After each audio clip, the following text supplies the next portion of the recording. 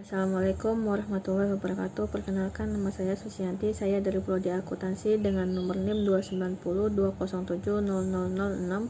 Hari ini saya akan mempresentasikan guna untuk memenuhi ujian akhir semester untuk mata kuliah Ekonomi Mikro, yaitu keseimbangan pasar. Pengertian: market equilibrium atau keseimbangan pasar adalah sebuah kondisi ketika terjadi keseimbangan antara jumlah produk atau jasa yang diminta maupun yang ditawarkan dalam harga tertentu. Proses ini penting guna menentukan bahwa kurva keseimbangan akan tetap stabil ataupun tidak. Kurva tersebut dapat dikalkulasikan dengan rumus keseimbangan dari pasar. Kondisi ini juga menjelaskan adanya kesamaan antara harga pokok, harga produk yang diminta konsumen dan yang ditawarkan produsen. Jika keseimbangan dalam pasar telah tercapai, semua harga akan cenderung stabil. Nah, kondisi itu pun dikenal dengan istilah keseimbangan harga. Keseimbangan harga dapat terjadi tergantung kekuatan permintaan serta penawaran.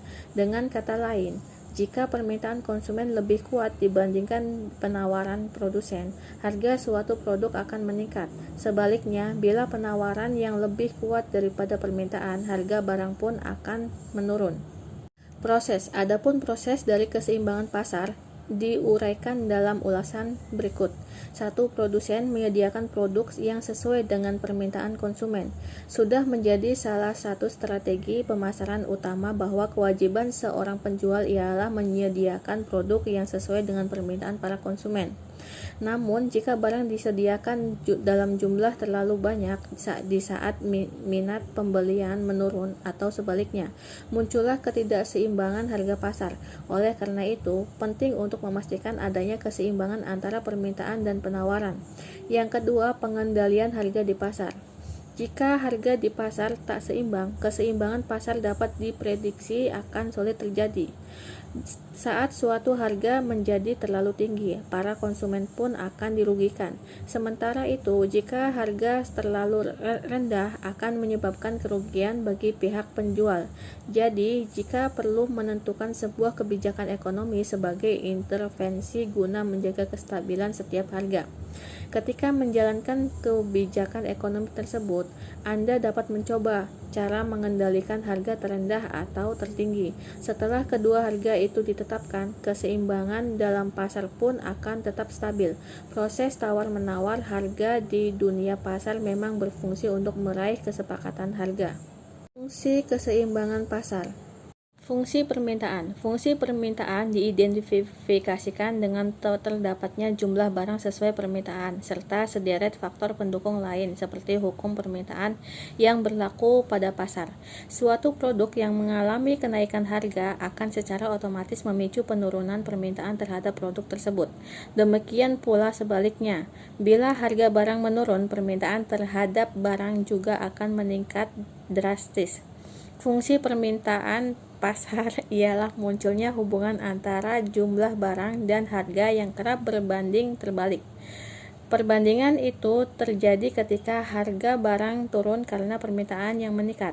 Begitu pula sebaliknya. Oleh sebab itu, demi mewujudkan sebuah keseimbangan, terjadilah sebuah kondisi kompetisi bisnis di antara kalangan produsen sehingga para konsumen pun akan berkompetisi dalam meraih barang yang diinginkan. Fungsi penawaran lebih berfokus pada kolerasi persamaan di antara harga dan jumlah barang yang ditawarkan pihak produsen. Mekanismenya disesuaikan dengan hukum penawaran, yakni ketika terdapat peningkatan jumlah barang, maka akan diikuti harga yang juga naik di pasar. Menghitung keseimbangan pasar. 1. Menggunakan tabel. Untuk mencari keseimbangan harga dan jumlah diperlukan tabel yang berisi P harga, QD jumlah yang diminta, dan QS jumlah yang ditawarkan. Tabel permintaan dan penawaran bakso sebagai berikut. 2. Menggunakan kurva yang seperti gambar berikut. 3. Menggunakan rumus. Rumus keseimbangan pasar permintaan atau demand sama dengan penawaran atau supply. QD sama dengan QS sama dengan QA. PD sama dengan PS sama dengan PE, di mana QD jumlah yang diminta, dan QS jumlah yang ditawarkan, dan PD harga yang diminta, dan PS harga yang ditawarkan, dan E titik keseimbangan.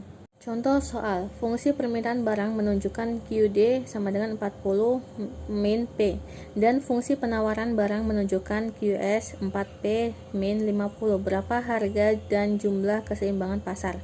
Penyelesaiannya QD sama dengan QS. 40 min P sama dengan 4P min 50. Min P min 4P sama dengan min 50 dikurangi 40, yaitu min 5P sama dengan min 90. P sama dengan 18. Dengan demikian ditemukan harga P keseimbangan pasar adalah 18. Selanjutnya, untuk mencari jumlah Q, dimasukkan P ke dalam salah satu fungsi persamaan di atas. Q sama dengan 40 min P. Q sama dengan 40 min 18. Q sama dengan 22. Jadi jumlah Q keseimbangan pasar sebesar 22. Pengendalian harga dalam keseimbangan pasar. Banyak faktor yang mempengaruhi kondisi pasar sehingga keseimbangan pasar sulit terbentuk. Harga barang seringkali fluktuatif sehingga berakibat pada keseimbangan pasar yang tidak bisa diprediksi. Harga yang terlalu rendah akan merugikan penjual atau produsen, dan harga yang terlalu tinggi merugikan pembeli atau konsumen. Maka tujuan pengendalian harga ini untuk melindungi produsen dan konsumen. Untuk membantu menuju keseimbangan pasar, pemerintah membuat kebijakan penetapan harga dasar dan harga maksimum untuk menstabilkan harga barang.